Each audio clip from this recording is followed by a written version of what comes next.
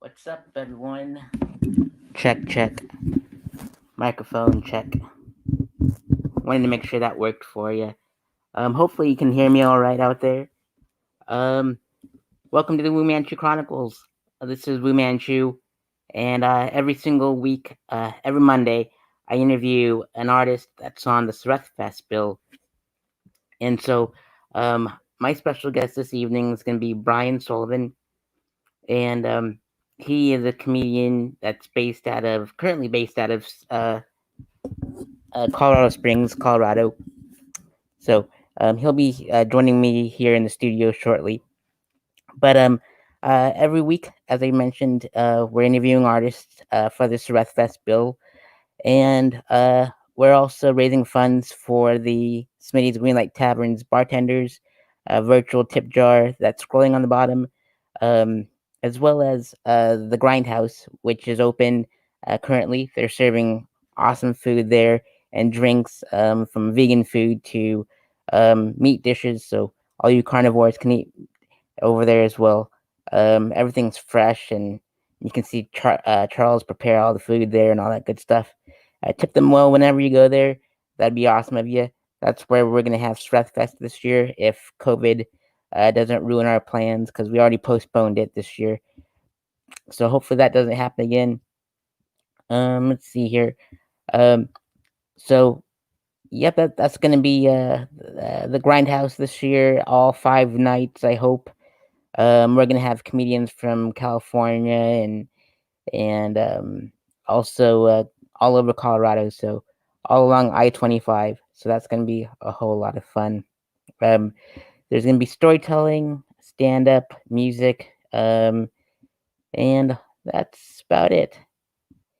Should be fun. Also a podcasting too. So the design of the shirts are gonna be pretty awesome this year. Everyone's names are gonna be on the back of them that's performing. So definitely super cheesed to see my name on the back of those shirts every year, along with all the artists that's performing. But my guest tonight is Brian Sullivan, and all his information is scrolling on the bottom. So I'm also trying to raise funds for the artist during this time because of the pandemic currently happening at the moment. Um, but yeah, he's going to be joining me shortly. I was blessed to be on his stage at the Dab Lounge, I believe, back in October, because he's part of a trio that's called You Got It Dudes. I guess they really love Full House. And let's see here. I did like think 10 minutes at his venue, and then half of my tour got canceled. I had all these shows lined up back to back to back because of a snowstorm. But the good news was it didn't ruin my Halloween plans because I dressed up as Wu-Man Chu as my superhero alter ego, as you can see here, and went to the Wu-Tang Clan concert at Red Rocks, and it was a really cool lineup. The opening act was from New York. I can't remember his name at the moment, but let's see here. Who else was on the bill? Immortal Technique was on the bill, and Jedi Mind Tricks. So they were even kind enough to put my name on the bill, on the ticket. So Brian is here, and we're gonna see what his. Hey Brian, how's it going, bud? What's up, bro? Just chilling. Oh man, I Oh, do you have any headphones by any chance? Oh, you got the earpods. Cool. I'm Wu-Man Chu. Nice to meet you. I was dressed up like this at your Halloween show at the Dab Lounge back in October. So I didn't mean to startle you. No doubt, bro. What's up? How you Uh, doing? Great. How about yourself? I'm all right, B. Just making it happen. Awesome. How's Colorado treating you? Colorado's pretty dope, man. I like Colorado. Colorado's it's home. You know what I'm saying? Absolutely. So You're I mean, originally from the Carolinas. Um, how was your upbringing like out there? in the Carolinas, Hmm. um, To be honest, my upbringing was kind of like I wasn't very very popular. You know what I'm saying? I kind of lived in my brother's shadow a little bit. You know, my brother was very well known, but my brothers and my cousins and things of that nature. Nobody really fucked with me because of my brother and my cousins. Like they just knew who they were. You know what I'm saying? And them just them off the respect they have for them, they would. I mean, I would get into my tips, but for the most part, nobody really fucked with me. So I was kind of like a hermit. You know what I'm saying? I stayed to myself, kind of shit. You know, so. Most definitely, for sure. And the tropical storm is on its way over, and I'm currently in Florida, so it missed us by a little bit. So hopefully everything's gonna be okay. When it goes towards the Carolinas. Word. Well, And I mean, they don't give a fuck about those tropical storms back home, dog. Like they ain't going nowhere. So yeah, that's true. I survived like 3 hurricanes out here, so it's like no big deal. But you were an army vet too. Are you still in the army, still serving? yes, I no, I got out back in 2018 was my last day on status. You know what I'm saying? So I ETS'd in 2018. It was dope. You know, like did 8 years and it was fun. Like met a lot of interesting people. You know, so. Indeed. Thank you for serving in the military for us and keeping our freedom safe and all that good stuff. I mean, I didn't do shit. I was behavioral health, man. So like, I don't really deserve your thing. Well, I don't know. I didn't really get to do my job like that. I talked to, like, for the most part, I talked to people who I had a hard time adjusting to the army type shit, or like people who had their wives cheat on them. Ah, Yeah. So and we're force multipliers. We stopped. We did but like our our mission was very like it had good intentions. You know what I'm saying? Like there's people who had my job who had different experiences. It all depends on where you station. You know what I'm saying? And the certain experiences that you get to have. So you know, like like that Fort Hood shooting that happened like a long time ago. Like some people from my unit in Aurora was actually there, where they had like they were under people um that were assaulted by that person who shall not be named because he's a coward and those words his name will never cross my lips. So indeed, it's been a pretty intense Fort Hood as of late, and Fort Hood's crazy, dog. Like I don't think people know how crazy Fort Hood can be. You know what I'm saying? Like that's the only place where you can like get kidnapped in Mexico, get married, and probably have about 2 baby mamas all in the same weekend. You know what I'm saying? So like it's it's it's an experience for you to have. You know what I'm saying? Like everyone who joins the army should do 4 years in Fort Hood if they really want to be in the army. You know what I'm saying? wow, that's intense, man. So is what the army? I know that Colorado Springs has like a huge military base there, like all over the place in Colorado Springs. Is that what brought you to Colorado? Actually, what brought me to Colorado is my dad. Me and my dad weren't really close. Like I didn't really get to kick it with my pops when I was growing up. You know what I'm saying? Because he was in the army and he had a whole nother family. And I mean, I would visit, like Christmas and that's my birthday. You know what I'm saying? But like I would visit like some Christmases or like I remember I spent like a summer with him, and I mean, we didn't really have a opportunity to really connect like that because he like when I was there, he had to work. So his wife would like me and his wife would be the one bonding and my sisters and what I'm saying, like shit like that. So he moved me. Well, he retired out here when he got stationed out here and he retired. And it was around the time I was graduating high school and I didn't really know where I wanted to go to college or what I was going to do. So he was just like, you know what, come out here. It'll be cheaper. Go to CSU Pueblo. You can wrestle for them, blah, blah, blah, blah, blah, right? And that happened, and I fucking sucked at school. So, like, I ended up going to Pikes Peak Community College and fucking failed at that. So, I was like, I'm going to join the Army. So, I joined the Army from here, and it's been smooth sailing ever since. I joined the reserves out here. So, Awesome. That's where I went to school, was a CSU Pueblo, and I was horrible at school too. I was like 7 years in, and I also got academic suspension from PCC, Public Community College. So my parents don't know about that, but they'll probably watch this and they'll know why I transferred to the CSU Pueblo and make keep on going. So oh man, but yeah, it's a cool campus. But man, that school was too big. But it was all right, you know. Yeah, I didn't even get a semester in. I fucking peace. You know what I'm saying?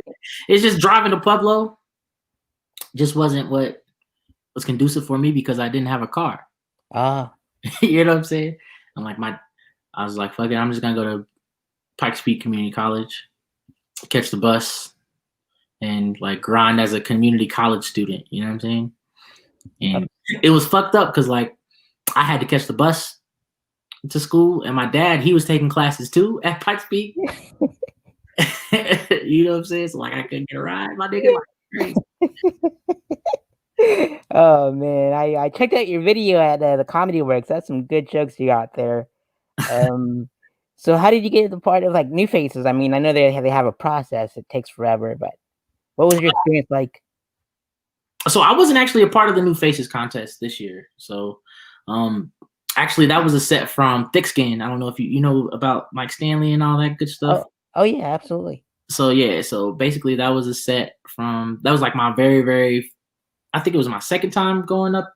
Well, it was my first time going to Thick Skin at the downtown club.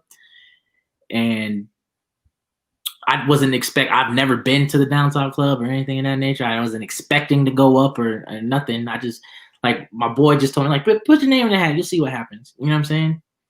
And fucking lo and behold, my name gets called and I have to run from I was just in the stands, you know what I'm saying, the back in the bleachers or whatever, and I have to run from the fucking back all the way through, like, oh shit, that's me, you know, type shit. But it was pretty cool.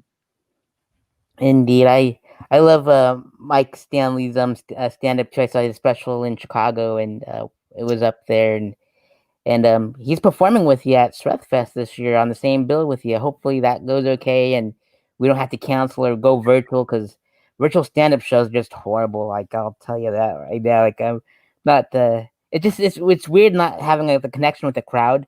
You know.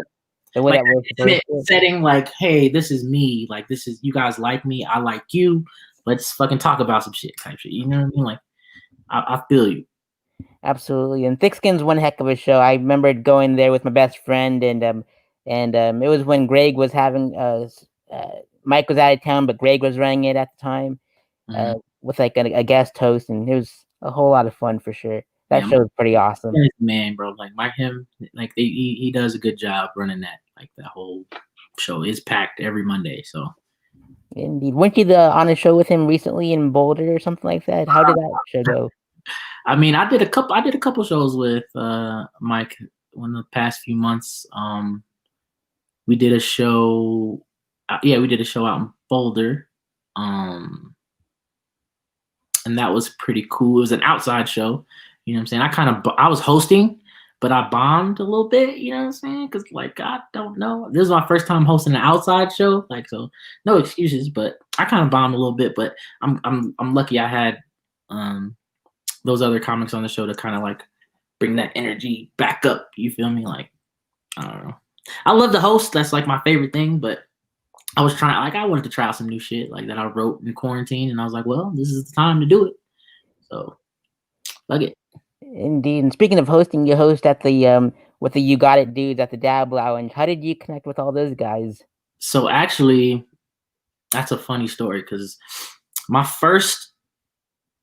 second set ever, right? So I did a open mic with my boy Dylan, who's part of You Got It Dude. And my first set at this spot called Go Camp. It's like a brewery. It was like an open mic type shit.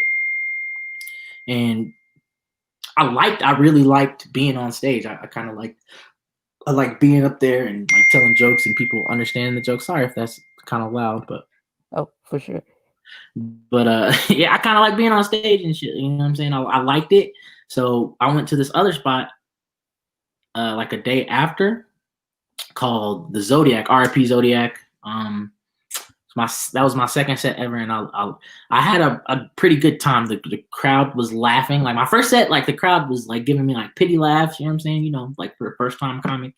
But the second time, I kind of had my material together a little bit, and I did some shit, and it was well received by the few people that was there.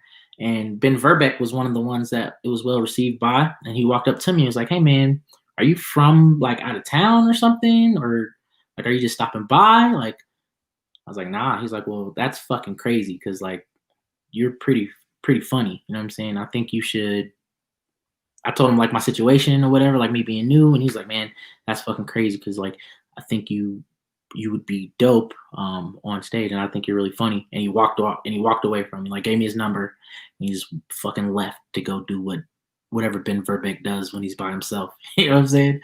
And I hit him up, and he's like, "Yeah, like, is there more comedy somewhere else?" Because I only knew of those two places that did comedy, that and Looney's. You know what I mean? Around here. Um, and he was like, "Cool, yeah, like, yeah, come to the Dab Lounge." And I was like, "What the fuck is the Dab Lounge?" You know? And we went over there, and it was a sight to see. It was like it was people there, like, but they were blitzed out of their mind. You know what I'm saying? Like, not really paying attention. They there to smoke. They're not there to hear no fucking jokes. You feel me? So like, I went to the open mic there and fucking I bombed some more, and but I just like I loved it. You know, like I liked it. And then Ben invited me back to see this one comedian named Simon Gibson, and to watch Simon work the stage the way he did with like that small of a crowd, like and fucking rock the house, like he crushed, like he did very well. You know what I'm saying? He had me, my like I remember I went with my brother and my cousin because I didn't want to go by myself, and he fucked me up. Like I was belting laughter, like I couldn't breathe. I was crying laughing. You know what I'm saying? And that's at the moment right there. I was like, man, I want to be able to do that. You know, like I want to be able to be in this intimate setting where it's like only a few people there, but still give like 100%. You feel me? And I told Ben that like that's fucking really good. Like I walked over to him afterwards. And I was like, Ben, that's like how do you get to that level? You know what I'm saying? He's like, just keep doing what you're doing. Just keep coming. Keep watching comedy. And I kept going back to the Dab Lounge was like probably Dab Lounge and Gold Camp was probably the only place that I would go to do comedy because that's where I was like I knew people and I've been on that stage before and you know like just going through the motions type shit. And I kept going back to the Dab Lounge so much and interacting with like Corey and Ben, and you know we just naturally gravitated towards each other. And they were already a thing. So Corey and Ben were already you got it, dude. You know what I'm saying? Like they were already hosting Saturday shows, bringing people in, like holding the open mic. They were doing a pretty good job. And they just added me and my boy Dylan to the group, you know, like, and just because we were friends after that. So like after shows, we would go out, drink, get fucked up, you know, shit like that, like for like a hot minute. And it was history she wrote ever since. So. Absolutely. And Ben's a cool dude. Like I started doing stand up with him back in like 2014, I believe.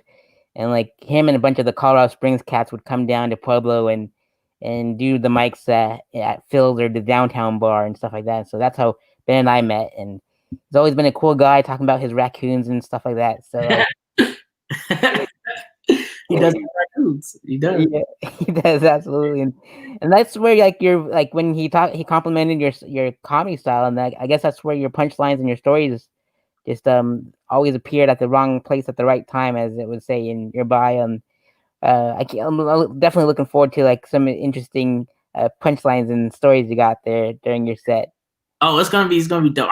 I'm like I was excited for Surreal Fest, especially when I seen the lineup. You got like a lot of my like people that I love, like not just on stage to watch, but you got people that I just like being around. You feel me? Like just good people. Like comedy produces like some shitheads, but it really produces like some really good people, like good minds, like people who are intellectual, who have something to say, not just have to say something. You know what I mean?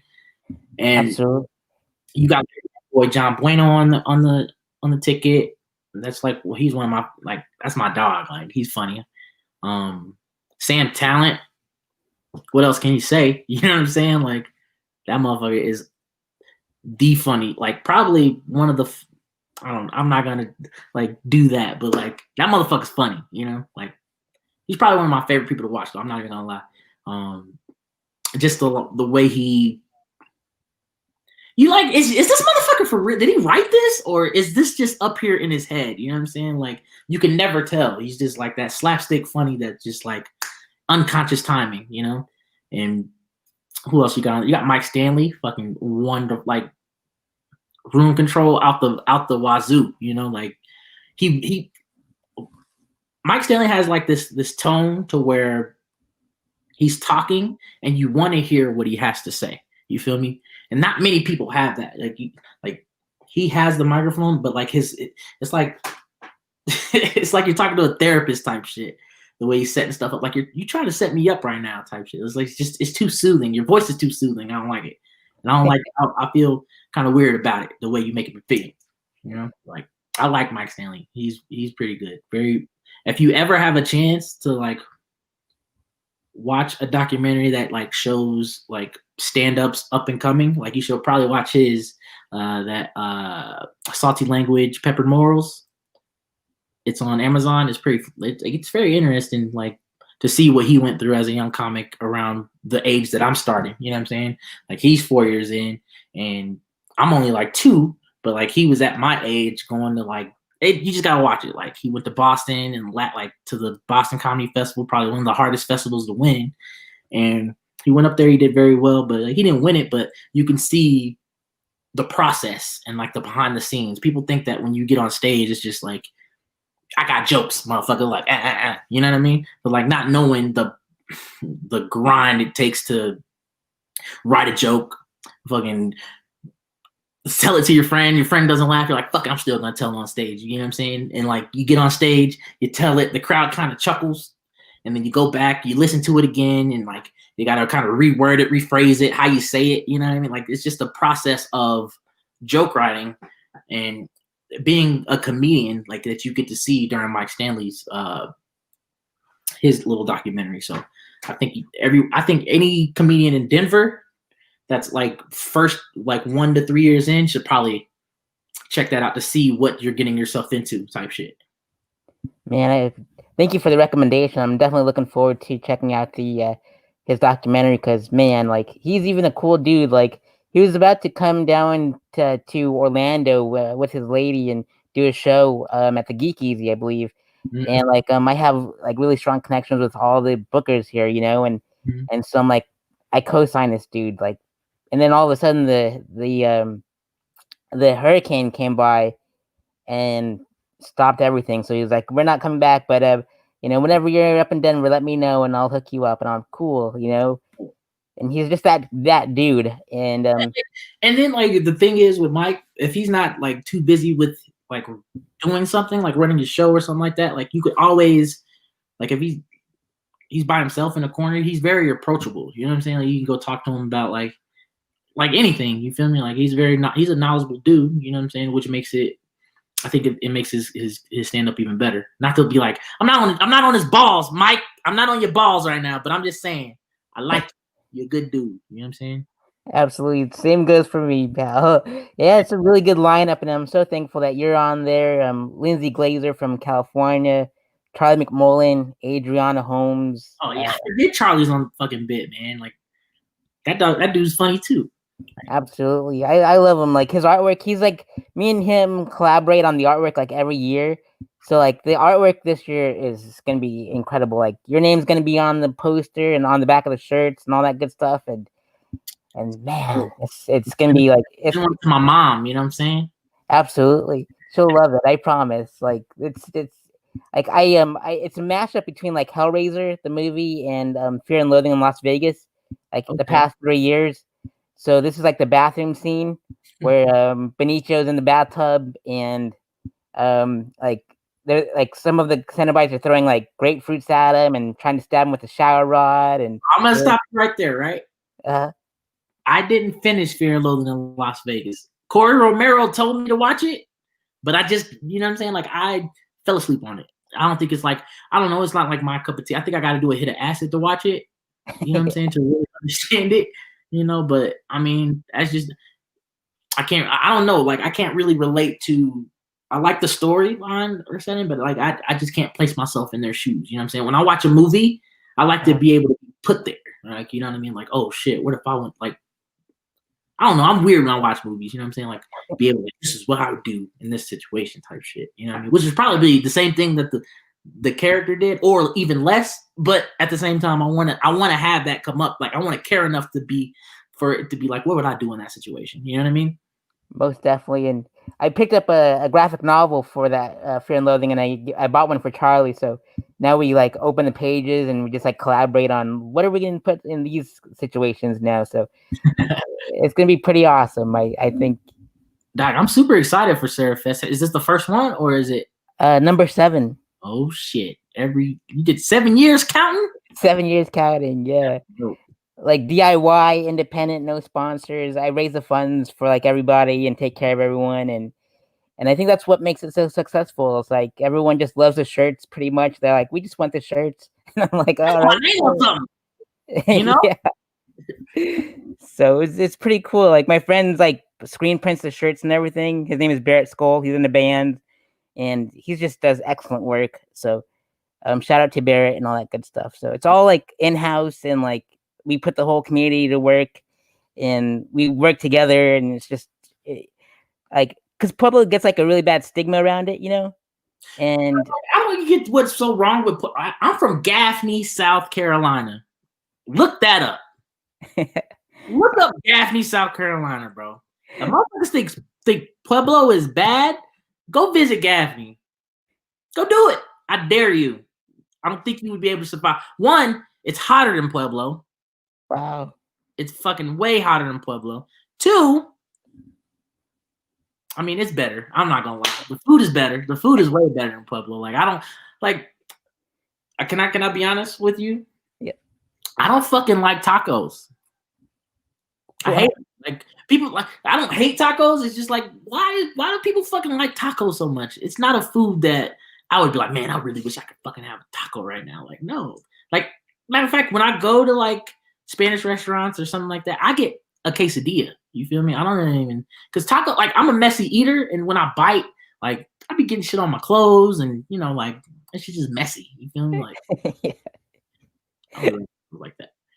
Indeed. I'm probably gonna lose a lot of friendships. But I'm coming out right now. I fucking hate tacos. But you'll always be my mom's favorite. You feel me? Like, I'm still your mom's favorite, even though I don't like tacos. I'll eat your mom. Can I say that? Can I eat your mom's tacos? I don't know. Why not? Oh man, good times for sure. Oh man, but yeah, I'm so honored and blessed to have you on the bill, and it's gonna be a fun 5 days for sure. And raising funds for everyone. And if you got merch, bring those too, because I buy merch and I give it away to all the audience members.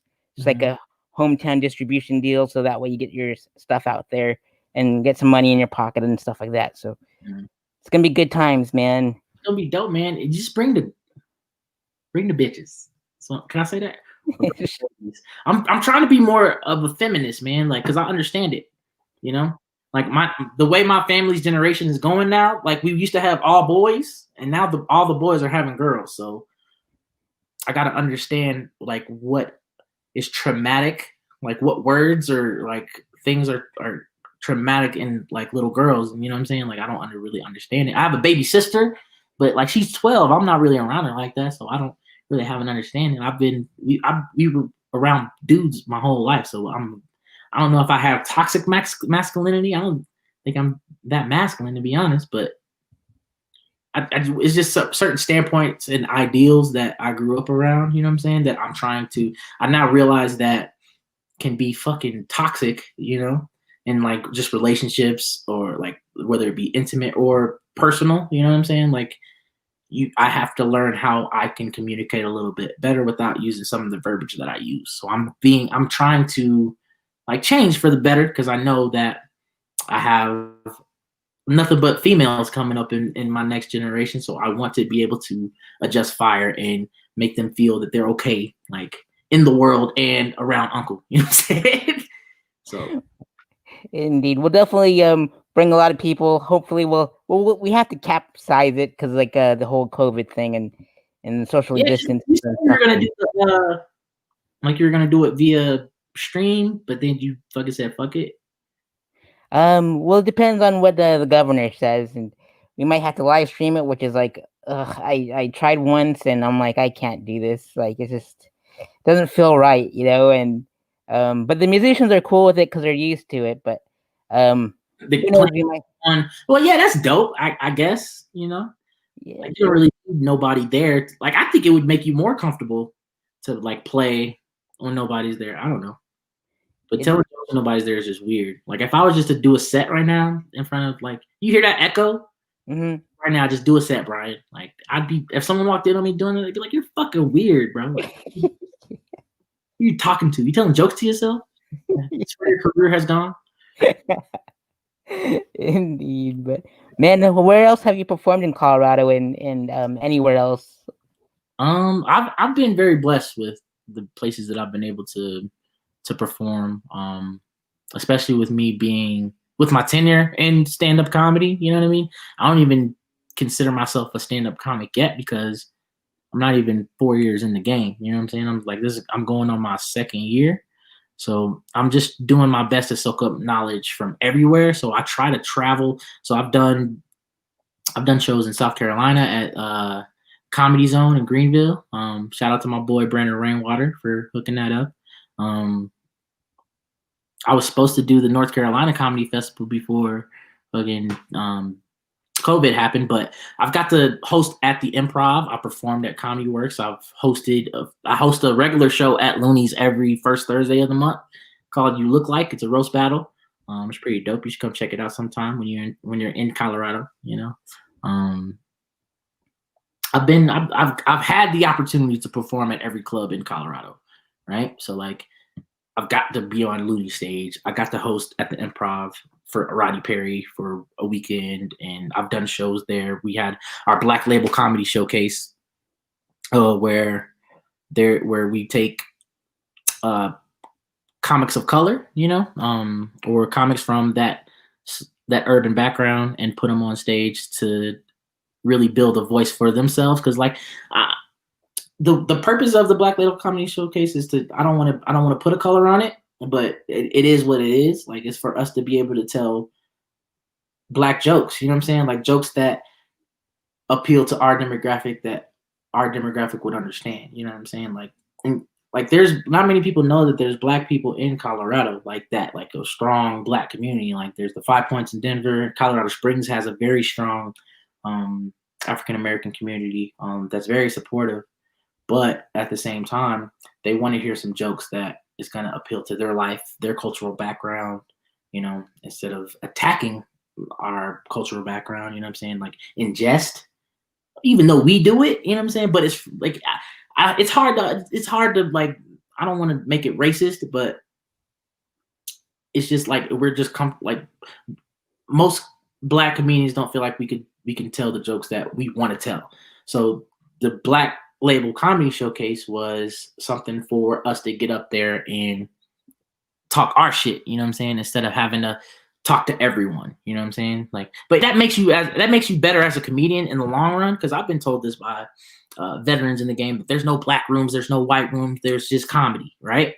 And I kind of beg to differ, because if it wasn't, I wouldn't have grew up like, damn, that's a black comic and that's a white comic, you know what I'm saying? Like it happens subconsciously, but I feel like as a comedian, you should try to be funny everywhere, but you should try to write a joke for everybody too. You know what I'm saying? But if you have a joke for a certain demographic, tell it to them. Like have that demographic there so you can tell it to them. You know what I'm saying? Like I don't know. It was a subconscious thing with me. Like I didn't really like feel comfortable performing in front of white crowds because I didn't think they were gonna understand what I say. But at the same time, like if you listen to my comedy, it's like it's kind of white. You know what I'm saying? So like it is what it is. Like I'm fighting that internal battle with myself, kind of like I kind of want to be able to just be funny. And I can admit that, like, where I'm at with my writing, where I'm at with like my perspective on things. It's, what I'm saying, like, kind of, it's weird. Indeed. That's what I miss the most about Colorado. Is like you said, it's like up there. It's like there's no black or white room. There's just everybody's room, And here in the South, in Florida, I noticed that there's like black rooms and there's white rooms and there's indie rooms and there's alt rooms and there's just it's just like segregated A for the little bit. most part. Yeah, and it's like still like that. And I try my best to do like all kinds of rooms, but like I mostly people love my weird style, so I fit in so much with the Daytona Beach comedy scene because it's just like the Pueblo of Florida, you Mhm. know. It's just they just get my jokes, I guess, and And so. like I said, every comic's not gonna be for everybody, but he could try to be. And Mhm. that's the best advice that I've gotten in a long time. You know what I'm saying? Like, um, and even Striblin told me, he's like, to separate black and white comedy is to divide comedy as a whole. You know what I mean? And like that fucking, like, I was like, what the fuck? Like, who are you, muffin? Like, like, type shit. But like, I, now that I sit back and I look at it, you know what I mean? Like, I was on like some self-righteous path. Like, I'm only gonna tell black jokes and I'm gonna build a black room up here in Colorado and make it big. Like, nah, man, just be a fucking comic, be good. And if people fuck with you, if everyone fucks with you, they'll come to where you're at. And I think that's what it means to have a voice as a comic and to be a headliner. Like, you interact with people, you make people feel good enough and laugh hard enough for them to want to come and see you again. And that's how you build like a fan base. And I'm still learning it. It's just I'm like, my family background is very jaded. You know what I'm saying? Like, we have a perspective of what our perspective is, and I'm kind of like the the black sheep in like a little bit, because I try to kick it with everybody. I try to love everybody. I try to, like, what I'm saying, like, interact with everybody. You know what I'm saying? Because I moved around a lot, so there was like parts of my childhood where it was like strictly predominantly black neighborhood, and then I moved to fucking Des Moines, Iowa. You know what I'm saying? Where it's nothing but white people. I'm fucking having to beat up people for saying the N word all the time or calling me the N word. You know what I'm saying? Like, I'm getting suspended and shit.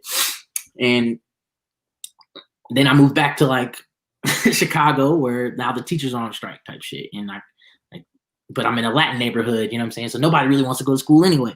And then I moved to South Carolina, where it's kind of racist, but like everybody loves each other type shit. You know what I'm saying? Like, we know, like, they point out the differences between black and white, but I bet you if you fuck with somebody from Gaffney, everybody from Gaffney gonna fuck you up in that room. You know what I'm saying? Like, we love each other. Like, and that's what I love about, like, it's a pride thing, it's a tradition thing in South Carolina. Like, you we have our internal differences, but let us have our internal differences. There's no external source that's gonna come and point the finger at us. You know what I'm saying?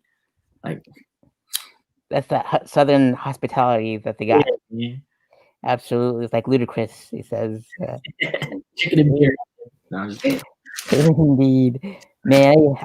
It's so awesome that you got to go all over the place, good and bad, and performed in all of these festivals. And I looking didn't for perform. oh COVID happened.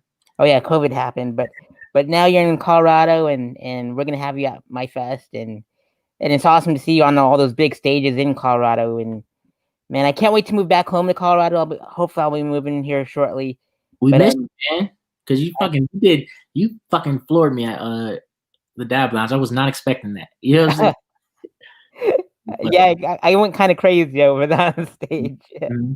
Man, Sometimes, but when you host a show and you put somebody like up and like you've never seen, and you're like, you know what I'm saying? yeah, But you own that spot. You know what I'm saying? You knew what position you were in, and you did well. You thrived very well. So indeed. kudos. I had to leave early for PJ's set because man, that my driver or my the person I was with was getting tired. He was my road manager, and so I got a little bit tired, and I didn't think PJ's set was gonna go on that long, and I'm like, oh man, Okay. and plus the snow was coming in and canceled half my tour, and I'm like, crap. It's all But good. but the good thing is I got to see Wu-Tang at Red Rocks on Halloween, so that was Man, you luck. Oh, they said like Wu-Tang's probably the best concert ever. You know what I mean? Like come through Colorado. Like I have like my boy Chiba. He said he loved watching the Wu-Tang Clan come through. Like, and he's like a radio host for 96.1 The Beat and all that good stuff. You know what I'm saying? And he like he gets to see concerts all the time. So it really speaks homage to the presence that the Wu still has. You know what I'm saying? To be able to come to Colorado on a rocket, especially all the way from across the world. You know what I'm saying? Absolutely, they're great folks, and I got to meet half of them, so that's why I go by Wu-Man Chu, and it's like my way of paying homage to the greatest.